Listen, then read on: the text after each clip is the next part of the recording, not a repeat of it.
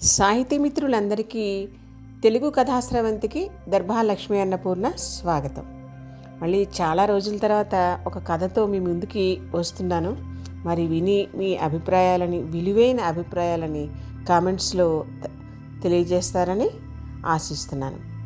కథ పేరు హృదయ ఫలకం. రచన దర్భాలక్ష్మి అన్నపూర్ణ.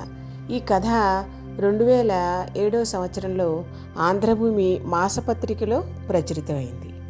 మరి కథలోకి వెళ్ళిపోదామా? రోజు చేసినట్టుగానే యాంత్రికంగా చకచకా పని చేసుకుపోతోంది కానీ లక్ష్మి మనస్సు మాత్రం చకచకా ముందుకు సాగడం లేదు. అసలు మామూలుగా అయితే పని చేసేటప్పుడు తనకి మాత్రమే వినిపించేలా కూనిరాగాలు తీసుకోవటం అలవాటు లక్ష్మికి. ఎంత శ్రమనైనా కష్టాన్నైనా ఆడుతూ పాడుతూ దాటేయాలన్నది ఆమె సిద్ధాంతం. అయినా ఇవాళ ఆమె మనసుని వేధిస్తున్న సమస్య మాత్రం కూనిరాగాలని పలికించేలా లేదు.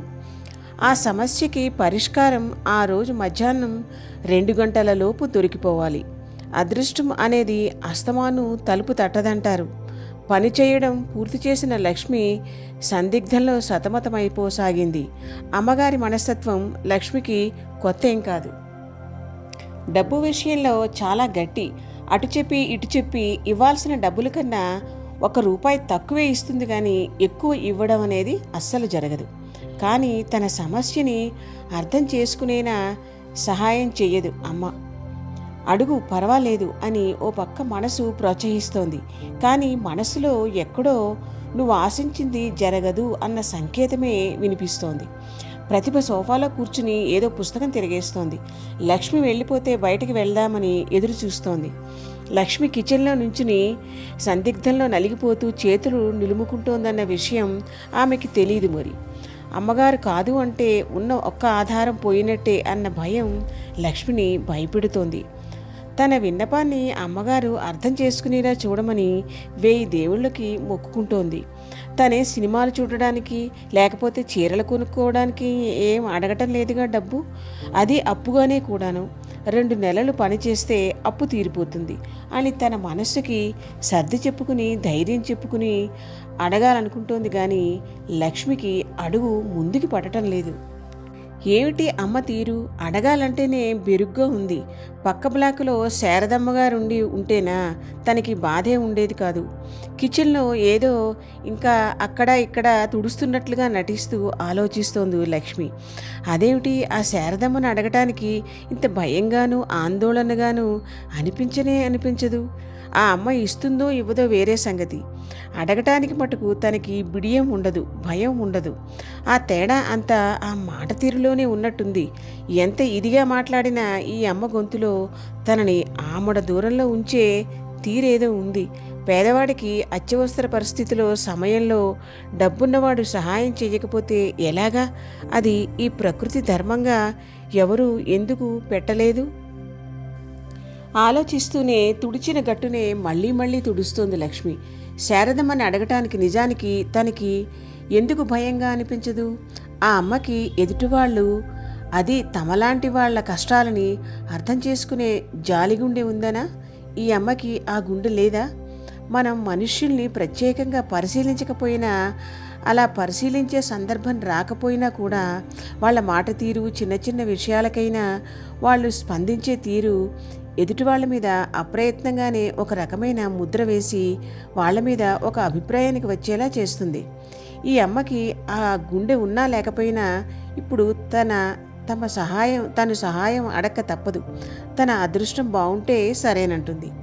ఏమిటే లక్ష్మి, ఇంకా పని అవ్వలేదు? నేను బయటికి వెళ్ళాలి, తొందరగా ముగించు అంటూ అటుగా వచ్చిన ప్రతిభ బయటికి వెళ్ళబోతుంటే పిలిచింది లక్ష్మి. అమ్మగారండి అని. వెనక్కి తిరిగి ఏమిటన్నట్లు చూసింది ప్రతిభ. నాకు ఓ 3000 డబ్బు కావాలండి, నా జీతంలో కొట్టేసుకుందురుగానండి నెల. రెండో వాక్యం గబగబా హడావిడిగా చెప్పేసింది. ఏమిటి 3000? ఎందుకు? పట్టుచీర కొనుక్కుంటావా ఏమిటి? అమ్మగారి మాట లక్ష్మికి ఎందుకో మనస్సులో గుచ్చుకున్నట్టుగా అనిపించింది. 3000 అప్పు చేసి తను పట్టుచీర కొనుక్కునే పరిస్థితిలో ఉందా? అంతే, తమ లాంటి వాళ్ళ కష్టాలు ఇలాంటి డబ్బున్న వాళ్ళకి వేళాకోళంగానే ఉంటాయి. అంత అవసరం కానీ కష్టం కానీ ఏమొచ్చిందని అడగొచ్చుగా. పట్టుచీర కొనుక్కుంటావా అని అడగాల. ఏమిటి లక్ష్మి, సమాధానం చెప్పకుండా ఆలోచిస్తున్నావు అంది ప్రతిభ మళ్ళీ. 3,000 డిపాజిట్ కడితే మా ఆయనకి ఎక్కడో ఉద్యోగం దొరుకుద్దంట అమ్మగారు. గొంతు నిండా కళ్ళ నిండా ఆశ నింపుకుని చెప్పింది లక్ష్మి.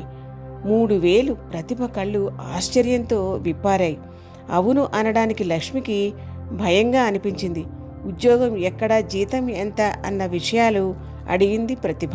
అన్ని వివరాలు చెప్పి రాకరాక వచ్చిందమ్మా ఈ అవకాశం, డబ్బులు ఇవ్వకపోతే చేజారిపోద్దని భయంగా ఉంది అంది. ఇంత డబ్బు తీసుకెళ్లి తీరా నీ మొగుడు చేతిలో పెడితే వాడు దాన్ని ఉద్యోగం కోసమే ఖర్చు పెడతాడన్న నమ్మకం ఏమిటి? లక్ష్మి ఒక్కసారిగా ఉలిక్కిపడ్డట్టయింది ఆ ప్రశ్నకి. అమ్మగారి ప్రశ్నకి జవాబు ఏం చెప్పాలో తెలియలేదు. ఇన్నాళ్ళు తన మొగుడు పనిబద్ధకస్తుడనే ఆలోచనే గాని ఇలాంటి అనుమానం ఎప్పుడూ రాలేదు. నిజానికి తన మొగుడు బుద్ధిమంతుడే కూడాను. పేదరికం ఎదుటివాళ్లకి అలాంటి అనుమానాన్ని కూడా కలిగిస్తుందన్నమాట. లక్ష్మికి ఉక్రోషంగా అనిపించింది. ఒక్క క్షణం ఆగి ఉక్రోషం గొంతులో కనిపించనీయకుండా తమాయించుకుంటూ అంది. అలాంటిదేం లేదులేండి అమ్మగారు. నా మొగుడికి ఏ చెడ్డ అలవాటు లేదండి. కనీసం బీడీ కూడా తాగడండి. ఎటొచ్చి కాస్త రంగురంగుల చొక్కాలంటే ఇష్టమండి, అంతే. చివరి మాటల్ని ముసిముసిగా నవ్వుకుంటూ చెప్పింది లక్ష్మి. ఆ ముసిముసి నవ్వులకి ప్రతిగా ముసిముసి నవ్వులు నవ్వలేదు. డబ్బులు ఇవ్వకుండా ఉండటానికి కారణం వెతికింది. తెచ్చిచ్చేస్తాను, జీతంలో కొట్టుకోక్కర్లేదు అంటావు, కానీ ఏది ఇప్పటిదాకా అలా ఎప్పుడూ జరగలేదు. జీతంలో చూసుకోవడమే అవుతోంది అంది. లక్ష్మికి ఏం సమాధానం చెప్పాలో తెలియలేదు. అవసరాలు అలా ఉన్నాయి, తను మాత్రం ఏం చేయగలదు? డబ్బులు తీసుకున్నాక నువ్వు పనిలోకి రావడం మానేస్తే నేనేం చెయ్యాలి? గాజు సామాను అద్దాల అల్మైరాలో పెడుతూ ప్రతిభ అన్న మాటకి లక్ష్మికి 2 నిమిషాల్లో దుఃఖం వచ్చినంత పని అయింది. ప్రతి మనిషి తన ఆలోచన తీరుతో, ప్రవర్తనతో ఎదుటి మనిషిలో ఒక నిశ్శబ్దమైన బంధాన్ని ఏర్పరచుకుంటాడు. అమ్మగారు తన గురించి మంచిగా అనుకుంటారని, తనని విశ్వసిస్తారని అనుకున్న లక్ష్మికి అమ్మగారి మాటలు ఈటల్లా తగిలాయి. తనని ఇన్నాళ్ల నుంచి చూస్తున్న అమ్మగారికి తన మీద ఉన్న అభిప్రాయం ఇది అని తెలిసేసరికి లక్ష్మికి చాలా నిరుత్సాహంగా, నిస్సత్తువుగా అనిపించింది. చేసిన ప్రతి పనిలోనూ తను నిజాయితీనే చూపించింది. ఇల్లు తుడిచేటప్పుడు, ఒత్తేటప్పుడు, టేబుల్ మీద, మంచాల మీద పడి ఉండే విలువైన వస్తువుల్ని ఎప్పుడూ తను ముట్టుకోలేదు. పనిచేసే విషయంలో కూడా తను చాలా నిజాయితీగా ఉంటుంది. మిగిలిన పని వాళ్ళందరూ తీసుకున్నట్టు ఎక్కువ సెలవులు తీసుకోదు. ఒకవేళ ఏదైనా తప్పని పని వస్తే అమ్మగారికి ముందే తెలియజేస్తుంది. ఇవన్నీ మిగతా పని వాళ్ళకన్నా తనని మెరుగైన స్థానంలో ఉంచుతాయనుకుంది. కానీ అమ్మగారిలా, నా మీద మీకున్న నమ్మకం ఇదేనా అమ్మగారు? గొంతు వణుకుతుండగా అడిగింది. ప్రతిభ కొంచెం తడబాటు పడింది. అయినా అంది, డబ్బు లేని వాళ్ళు 100% నిజాయితీగా ఉండాలన్నా ఒక్కోసారి వీలవదు. పరిస్థితులు అలా నెట్టుకొస్తాయి. నువ్వు ఇక్కడి నుంచి ఇల్లు ఖాళీ చేసి వెళ్ళిపోయావనుకో, నా ఇంట్లో పని చేయడానికి ఇక్కడి దాకా రాలేవు. నాది పూరిపాకైనా నా సొంతమే కదా అమ్మగారు, మీకు ఆ భయం అక్కర్లేదు. లక్ష్మి గొంతులో ఆమెకి తెలియకుండానే కాస్త కరుకుదనం ధ్వనించింది. ప్రతిభ దృష్టిని అది దాటిపోలేదు. అమ్మో, దీనికి డబ్బులు ససేమిరే ఇవ్వకూడదు అనుకుంది. అయినా నీకిప్పుడు ఇన్ని డబ్బులతో పని కొనుక్కోవడం అవసరమా? డబ్బులు ఇవ్వక్కర్లేని పని చూసుకోమని మీ ఆయనకి చెప్పు. ప్రతిభ తనకి అంత మొత్తం డబ్బు ఇవ్వడం ఇష్టం లేదని రకరకాలుగా చెప్పింది. ఆఖరికి తన దగ్గర ప్రస్తుతానికి అంత డబ్బు లేదని కూడా చెప్పేసింది. ఇంకా అమ్మగారి చేతిలోంచి తను అడిగిన డబ్బు రావడం అసంభవం అని గ్రహించింది లక్ష్మి. నిలువున నిస్సత్తువు ఆవహించగా ఇక దేవుడే దిక్కనుకుంది. ఇంకా 2 రోజులు టైం ఉన్నా బాగుండును, అది లేదు. ఈ సాయంకాలంలోపు డబ్బు కడితే ఉద్యోగం తన మొగుడికి వస్తుంది, లేకపోతే ఇంకెవరికో వెళ్ళిపోతుంది. లక్ష్మి ఇంక వెళ్ళిపోదాం అనుకుంటుండగా 4-5 ఆడవాళ్ళు వచ్చారు. హాయ్ ప్రతిభ అంటూ. వాళ్ళు వస్తూనే ఇళ్లంతా నవ్వులతో, సందడితో నిండిపోయింది. ప్రతిభ వాళ్ళని లోపలికి ఆహ్వానించి వంటింట్లోకి హడావిడిగా వచ్చి, లక్ష్మి గబగబా ఈ ఉల్లిపాయలన్నీ ముక్కలు చేయి అని ఉల్లిపాయలు అక్కడ పెట్టి మళ్ళీ హాల్లోకి వెళ్ళిపోయింది. కిచెన్ హాలుని ఆనుకునే ఉండటంతో వాళ్ళ మాటలన్నీ స్పష్టంగా వినిపిస్తున్నాయి లక్ష్మికి. నీకు శుభవార్త మోసుకొచ్చాం, వచ్చిన వాళ్ళలో ఒక ఆవిడ అంటోంది. ఏమిటది? ప్రతిభ గొంతులో ఆతృత. మన క్లబ్ బిల్డింగ్లో స్విమ్మింగ్ పూల్ లేదు కదా, మజాయా లేదనిపిస్తోందని మనం చాలాసార్లు అనుకోలేదు. అదొకటి. దాంతోపాటు మన క్లబ్ పక్కనే అనాథ శరణాలయం లేదు. వాళ్ళకి కార్పొరేషన్ వాటర్ కనెక్షన్ లేక చాలా ఇబ్బంది పడుతున్నారట. ఇంకా ఆ చెప్పే ఆవిడ మాట పూర్తి కాకుండానే ఊళ్ళో వాళ్ళ సమస్యలన్నీ మనం ఎక్కడ తీర్చగలం అనేసింది ప్రతిభ. పూర్తిగా విను నేను చెప్పే మాట. దానికి మన స్విమ్మింగ్ పూల్కి కలిసి 10,000 చందా ఇస్తే స్విమ్మింగ్ పూల్ పక్కన ఓ రాతి ఫలకం ప్రతిష్ఠించి మన పేర్లు అక్కడ రాస్తారు. ఎంత గొప్పగా ఉంటుంది కదా అంది ఆవిడ. అప్పుడే అందరికీ మంచినీళ్ళు ఇవ్వడానికి అటుగా వచ్చిన లక్ష్మి స్నేహితురాల మాటలకి ప్రతిభ మొహం వెలిగిపోవడం గమనించింది. స్విమ్మింగ్ పూల్లోని నీటి బిందువులు నీ పేరుకి రోజు అభిషేకం చేస్తుంటే ఎంత బాగుంటుంది, ఇంకొక ఆవిడ అందుకుంది. నా జన్మ ధన్యం అయిపోతుందంటావు. ప్రతిభ నవ్వుతూ ఆ మాటల్ని పూర్తి చేసింది. తర్వాత ఇంకో 2-3 వాళ్ళు ఎంతెంత ఇస్తున్నారో చెప్పారు. అనాథ శరణాలయంలో కూడా ఓ రాతి ఫలకం ఏర్పాటు చేసి మన పేర్లు రాస్తే బాగుంటుంది కదా, ఇంకొక ఆవిడ సూచించింది. అనాథ శరణాలయంలో ఉంటే ఏమిటట, లేకపోతే ఏమిటట, ఇంకో మహానుభావురాలి ఉవాచ. ప్రతిభ హడావుడిగా వంటింట్లోకి వచ్చి, లక్ష్మి కాస్త ఉల్లిపాయలతో పకోడీలు చేసి పెట్టేసి వెళ్ళు అని చెప్పేసి వెళ్ళిపోయింది. అమ్మగారి మొహాన్ని అంత ఆనందంగా ఎప్పుడూ చూడలేదు లక్ష్మి. ఇదంతా ఫలకం మీద పేరు వస్తుందన్న ఆనందమేనన్నమాట. లక్ష్మి 15 నిమిషాల్లో పకోడీల ప్లేటుతో హాల్లోకి వచ్చేసరికి ప్రతిభ టీపాయి మీద నోట్ల కట్ట పెట్టి లెక్క పెడుతోంది. 10,000 రూపాయలంటే ఇన్ని నోట్లు ఉంటాయన్నమాట అనుకుంది లక్ష్మి ఆశ్చర్యంగా. అందులోంచి 3,000 తనకిస్తే లక్ష్మికి ప్రాణం విలవిల్లాడిపోతున్నట్టుగా అనిపించింది. 10 నిమిషాల్లో వచ్చిన వాళ్ళు డబ్బులు తీసుకుని వెళ్ళిపోయారు.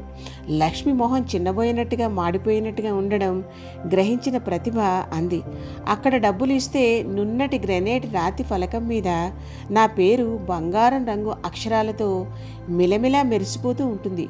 అది ఎంత గొప్పగా ఉంటుంది. నువ్వు కూడా వచ్చి చూతువుగానిలే. లక్ష్మి లాంటి నిరుపేద నిజాయితీ పరురాలు ఆ క్షణంలో ఏం మాట్లాడగలదు. వస్తానమ్మగారు అని చెప్పి వచ్చేసింది ఇంటికి.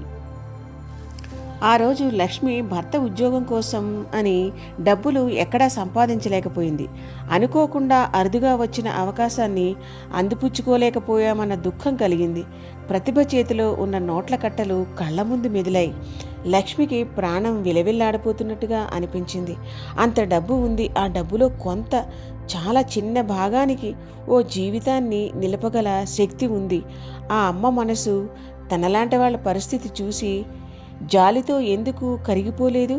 లక్ష్మికి పెద్ద పెద్ద పదాలు తెలియకపోయినా ఆమె భావావేశం ఇలా ఉంది. రాతి ఫలకం మీద తన పేరు కోసం ఆవిడ అంతగా తప్పించిపోతోందే. ఆవిడ తనకే కనుక డబ్బు ఇచ్చి ఉంటే రక్త మాంసాలతో కూడిన అనుక్షణం స్పందిస్తూ ఉండే తన హృదయ పలకం మీద ఆవిడ పేరు రాసుకుని ఉండేది కదా. రాయడమే కాదు, అది శరీరంలోని ప్రతి అణువు ఆమె పట్ల కృతజ్ఞతతో నిండిపోయి ఉండేది కాదు.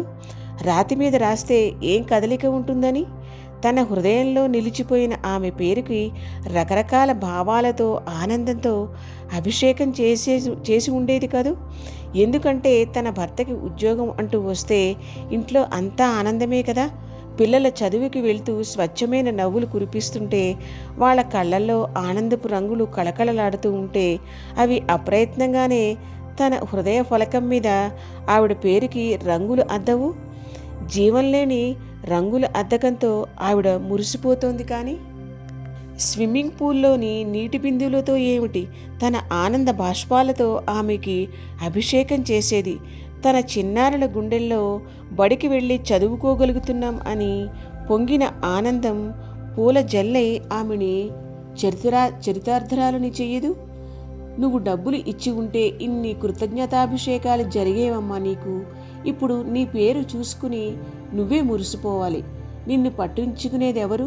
ఆలోచిస్తూ పడుకున్న లక్ష్మి కనుకొలుకుల్లోంచి ఓ కన్నీటి బిందువు క్రిందకి జారింది.